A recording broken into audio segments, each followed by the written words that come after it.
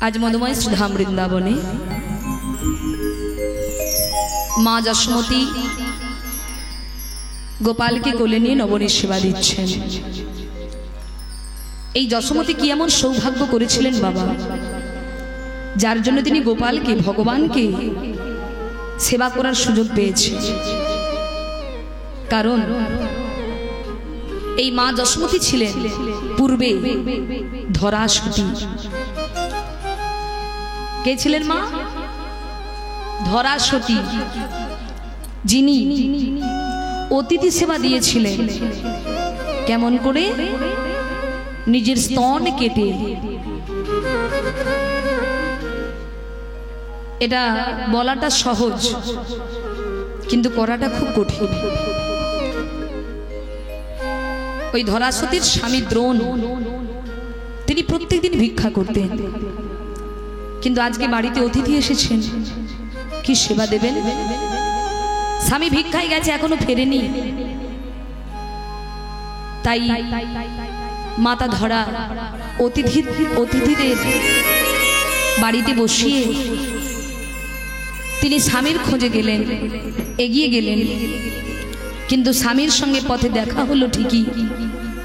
গিয়ে বললেন, স্বামী কি ভিক্ষায় পেয়েছো? তাড়াতাড়ি দাও, বাড়িতে যে 3 জন অতিথি এসেছে অভুক্ত, তাদের সেবা দিতে হবে। কিন্তু দ্রোণ বললেন, ধরা ধরা আজ আমি ভিক্ষা পাইনি, ধরা আজ আমি ভিক্ষা পাইনি। কি বললে? তাহলে কেমন করে আমি অতিথি সেবা দেব? দাও স্বামী, তোমার ওই ভিক্ষার ঝুলি তুমি আমার হাতে তুলে দাও। যে কাজ আমি কোনোদিন করি না,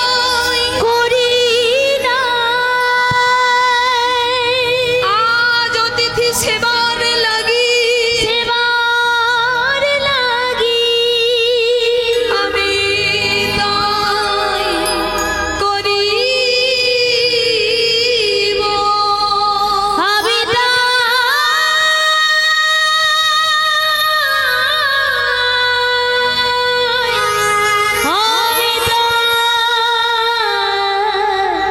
করিব।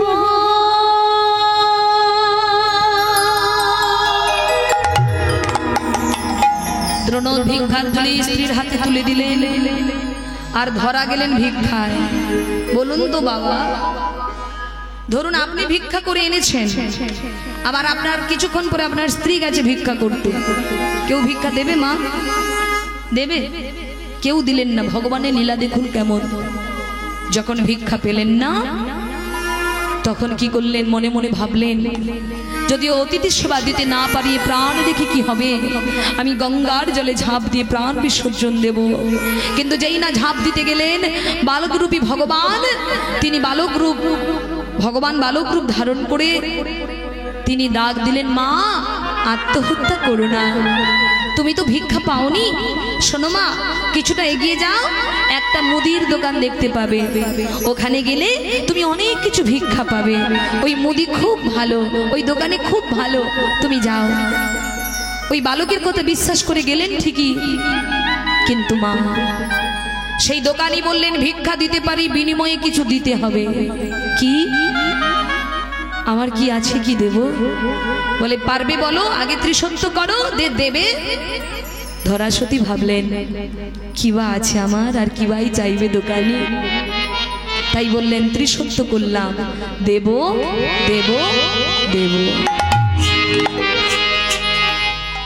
বলে, আমি তোমায় বিনিময়ে দিতে পারি অতিথি সেবার সামগ্রী যা লাগবে দেব, যদি তোমার একটি পয়ধর কেটে দিতে পারো। যদি একটি পয়ধর কেটে দিতে পারো। যেই না বলেছে মা, যেন মাথায় বজ্র খসে পড়ল। আর মনে মনে ভাবলেন, এখন আমি কি করি? আমি যে তিস্রত্ব অঙ্গীকারে আবদ্ধ হয়েছি, কিন্তু আমি আমার দেহটা তো স্বামীর হাতে সমর্পণ করেছি। এই দেহ তো আর আমার নয়, এটা তোমার স্বামীর দেহ। তাই বললেন, দোকানি তুমি একটু অপেক্ষা করো, আমি স্বামীর কাছ থেকে একবার অনুমতি নিয়ে আসি। দ্রোণ ধরা ফিরে আসছে না দেখে এগিয়ে চলেছে, আর ধরা সতী পাগলের মতো ছুটতে ছুটতে আসছে। পথের মাঝখানে দেখা হলো দুজনার। ধরা বলে উঠল, স্বামী তুমি আমায় বিদায় দাও, তুমি আমায় অতিথি সেবার করার অনুমতি দাও। ধরা, ভিক্ষা পেয়েছো বুঝি? পেয়েছি স্বামী। অতিথি সেবা দেবার লাগে যা প্রয়োজন আমি তার থেকে অনেক বেশি পেয়েছি, কিন্তু আনতে পারিনি। তুমি যতক্ষণ না আমায় অনুমতি দাও আমি যে আনতে পারবো না স্বামী। কি অনুমতি? স্বামী আমি ওই দোকানির কাছে ত্রিসত্য অঙ্গীকারে আবদ্ধ হয়েছি। আমি যদি ওনাকে আমার একটি পয়ধর কেটে দিতে পারি, তার বিনিময়ে অতিথি সেবা করার লাগে যা লাগবে ওই দোকানি আমায় সব দেবে। স্বামী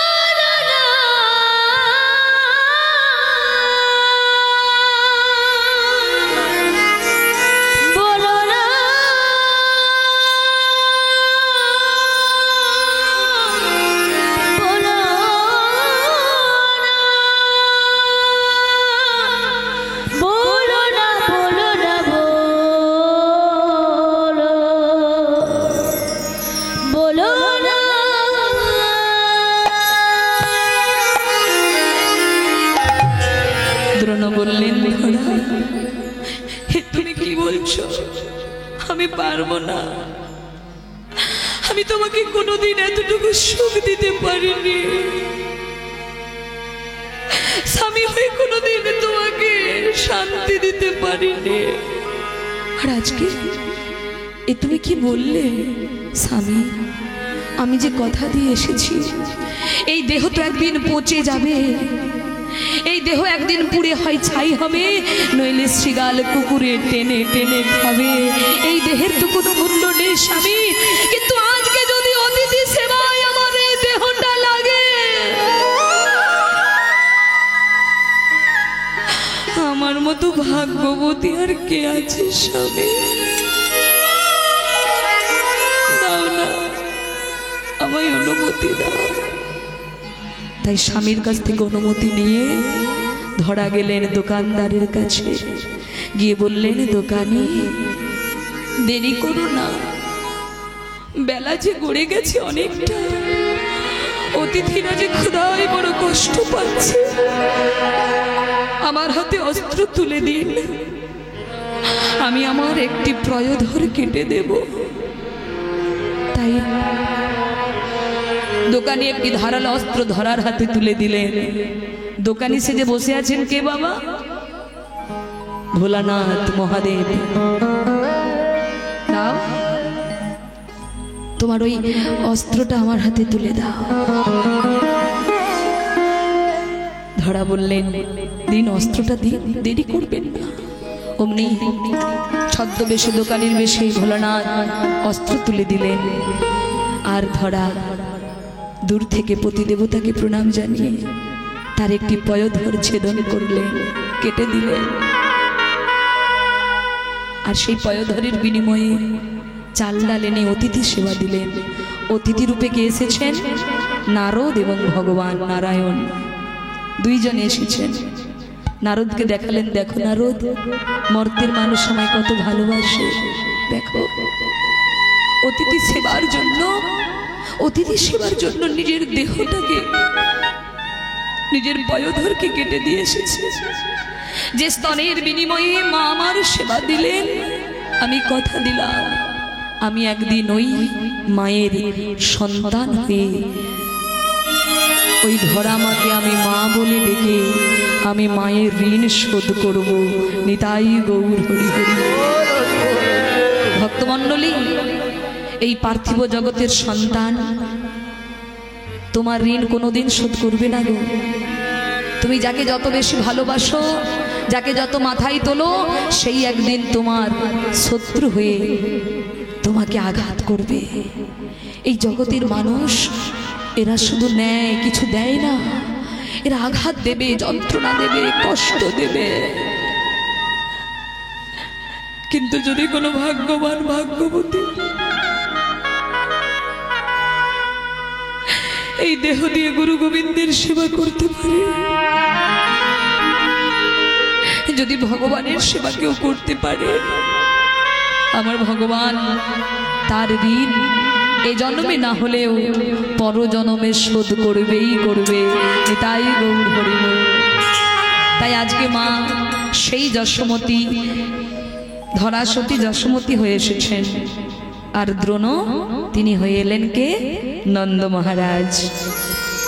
একদিন তিনি ভিখারি ছিলেন আগের জন্মে, কিন্তু এই জন্মে তারা রাজা হয়েছেন। ধন সম্পত্তির কোনো অভাব নেই। আর সেই ঘরে জন্ম নিয়েছেন ভগবান। জন্ম নিয়েছেন কারাগারে, দেবকীর ঘরে, আর পালিত হচ্ছেন বৃন্দাবনে। আজ যশোদার ঘরে। আজ যশোদা গোপালকে কোলে নিয়ে নবনের সেবা দিচ্ছেন। এমন সময় শ্রীরাম সুদাম এসে ডাক দিয়েছে, ও মা, ভালো করে সাজায়ে দে মা, আমরা গোচারণে যাই। ভালো করে সাজায়ে দে মা, আমরা গোচারণে যাই। ভালো করে সাজায়ে দে মা, আমরা গোচারণে যাই। ভালো করে সাজায়ে দে মা, আমরা গোচারণে যাই। সব রাখালে যাব মাগো, সব রাখালে যাব মাগো, সব রাখালে যাব মাগো, সব রাখালে যাব মাগো, সঙ্গে লয়ে ভাই কানা। ভালো করে সাজায়ে দে মা, আমরা গোচারণে যাই। ভালো করে সাজায়ে দে মা, আমরা গোচারণে যাই।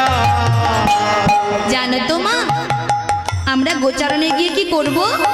শোনো মা, শোনো। জানো, কানুরে সাজায়ে রাজা